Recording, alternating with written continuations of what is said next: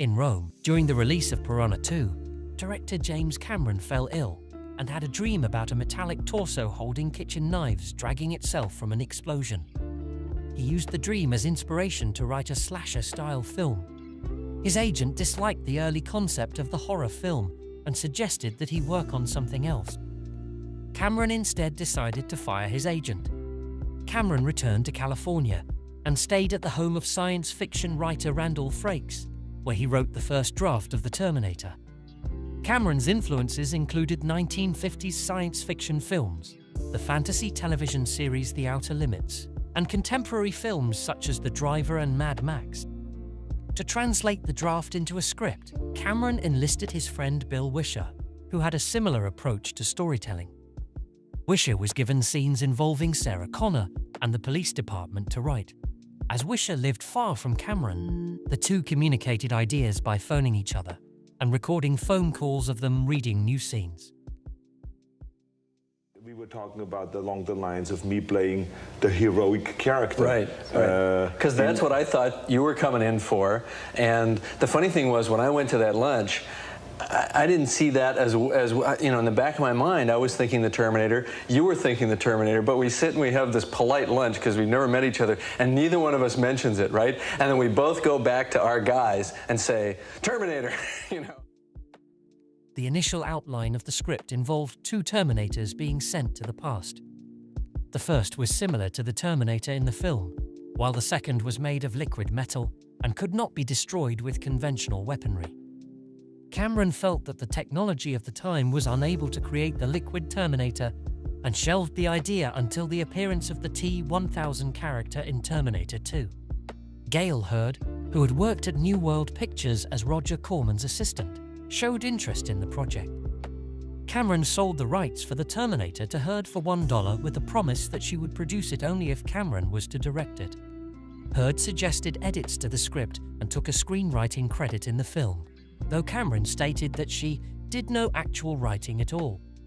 Cameron would later regret the decision to sell the rights for $1. The Terminator was originally budgeted at $4 million and later raised to $6.5 million. For the role of Kyle Reese, Orion wanted a star whose popularity was rising in the United States, but who also would have foreign appeal.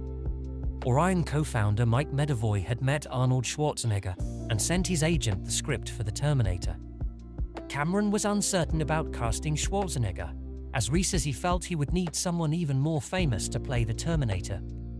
Sylvester Stallone and Mel Gibson both turned down the Terminator role. Medavoy suggested O.J. Simpson, but Cameron did not feel that Simpson, at that time, would be believable as a killer. Cameron agreed to meet with Schwarzenegger and devised a plan to avoid casting him.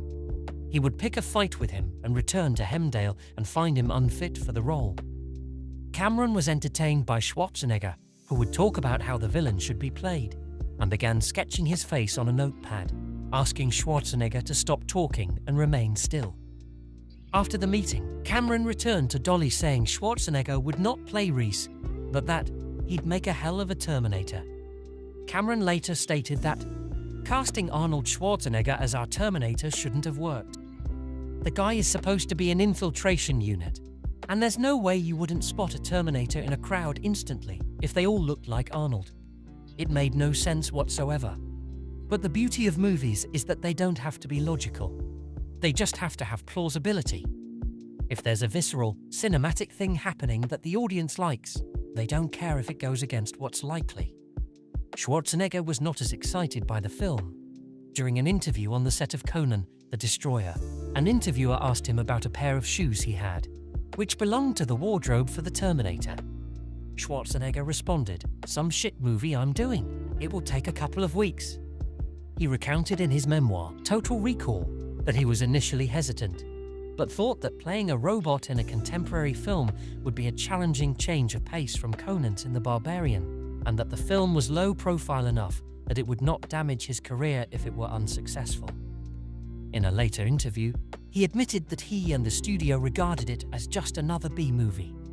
It was only when he saw 20 minutes of the first edit did he realize that this is really intense, this is wild, I don't think I've ever seen anything like this before, and realized that this could be bigger than we all First day think. we got together and we talked a little bit and we worked out some physical behavior like a shark, you know, kind of the way it moves back and forth looking for prey. And then you came up with the idea of moving your eyes, then moving your head to follow the eyes, then moving the eyes back and moving the head back. So it became almost like a surveillance camera. And the funny thing was, it didn't really get real to me until the next morning in dailies. And I saw that close-up and I went, this is working great. Yeah. That nobody has ever seen this before. To prepare for the role, Schwarzenegger spent 3 months training with weapons to appear convincing on screen. Schwarzenegger speaks only 17 lines in the film and fewer than 100 words. Cameron said that, somehow, even his accent worked. It had a strange synthesized quality, like they hadn't gotten the voice thing quite worked out. Various other actors were suggested for the role of Reese, including rock musician Sting. Cameron met with Sting, but he was not interested as Cameron was too much of an unknown director at the time. Others who were considered for Reese included Christopher Reeve, Kurt Russell, Tommy Lee Jones, and Bruce Springsteen. Cameron chose Michael Biehn. Biehn, who was originally skeptical, felt that the film was silly. After meeting with Cameron, Biehn changed his mind. In the first pages of the script, Sarah Connor is described as 19 small and delicate features. Pretty in a flawed, accessible way. She doesn't stop the party when she walks in, but you'd like to get to know her. Her vulnerable quality masks a strength even she doesn't know exists. Lisa Langlois was offered the role, but turned it down as she was already shooting The Slugger's Wife. Jennifer Jason Leigh, Melissa Sue Anderson, and Jessica Harper were also considered for the role of Sarah Connor. Cameron cast Linda Hamilton, who had just finished filming Children of the Corn. Cameron found a role for Lance Henriksen, as he had been essential in finding finance for the film. Filming for The Terminator was set to begin in early 1983 in Toronto, but was halted when producer Dino De Laurentiis applied an option in Schwarzenegger's contract that would make him unavailable for 9 months while he was filming Conan the Destroyer. During the waiting period, Cameron was contracted to write the script for Rambo, First Blood Part 2, refined the Terminator script, and met with producers David Giler and Walter Hill to discuss a sequel to Alien, which became Aliens. There was limited interference from Orion Pictures. 2 suggestions Orion put forward included the addition of a canine android for Reese, which Cameron refused, and to strengthen the love interest between Sarah and Reese, which Cameron accepted. To create the Terminator's look, Stan Winston and Cameron passed sketches back and forth, eventually deciding on a design nearly identical to Cameron's original drawing in Rome. Winston had a team of 7 artists work for 6 months to create a Terminator puppet. It was first molded in clay, then plaster reinforced with steel ribbing. These pieces were then sanded, painted, and then chrome-plated. In March 1984, the film began production in Los Angeles. Cameron felt that with Schwarzenegger on the set, the style of the film changed, explaining that the movie took on a larger-than-life sheen. I just found myself on the set doing things I didn't think I would do, scenes that were just purely horrific that just couldn't be, because now they were too flamboyant. Most of the Terminator's action scenes were filmed at night, which led to tight filming schedules before sunrise. A week before filming started, Linda Hamilton sprained her ankle, leading to a production change whereby the scenes in which Hamilton needed to run occurred as late as the filming schedule allowed. Hamilton's ankle was taped every day, and she spent most of the film production in pain. Schwarzenegger tried to have the iconic line, "I'll be back," changed as he had difficulty pronouncing the word "I'll." Cameron refused to change the line to "I will be back," so Schwarzenegger worked to say the line as written the best he could. He would later say the line in numerous films throughout his career. Orion Pictures did not have faith in the Terminator performing well at the box office and feared a negative critical reception. The film premiered on October 26, 1984. On its opening week, The Terminator played at over 1,000 theaters and grossed $4 million, making it number 1 at the box office.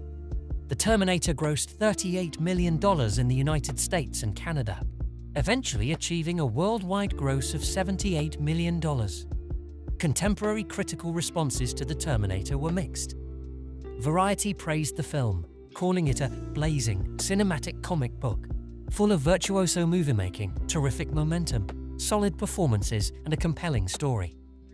Schwarzenegger is perfectly cast in a machine-like portrayal that requires only a few lines of dialogue. The Los Angeles Times called the film a crackling thriller full of all sorts of gory treats, loaded with fuel-injected chase scenes, clever special effects, and a sly humor. The movie has an audience score of 89% on Rotten Tomatoes. The Terminator won 3 Saturn Awards for Best Science Fiction Film, Best Makeup, and Best Writing.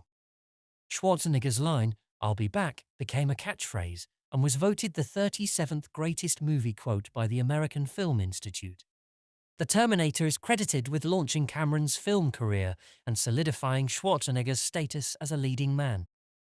The film's success led to a franchise consisting of several sequels, a television series, comic books, novels, and video games. In 2008, The Terminator was selected by the Library of Congress for preservation in the United States National Film Registry. I think the worst moments were not really when I had to do something physically, like, running through a window, or falling through a window, or landing on glass, or something like that, or being on top of a car. It was more the acid that was poured on me to make me smoke, to make the character smoke. I remember. It's true. We did pour acid on you. I kept saying, is there no other way? Mild acid. It's a very mild acid. Yeah, very mild. Is there no way that we can just put some smoke in there somewhere in the clothes that I can smoke rather than having acid being poured on? With fire and acid and those kind of things, you never know. Well, you know when that stuff starts to get around the face. Exactly, too much, or in the eyes. Yeah. It burns a little bit.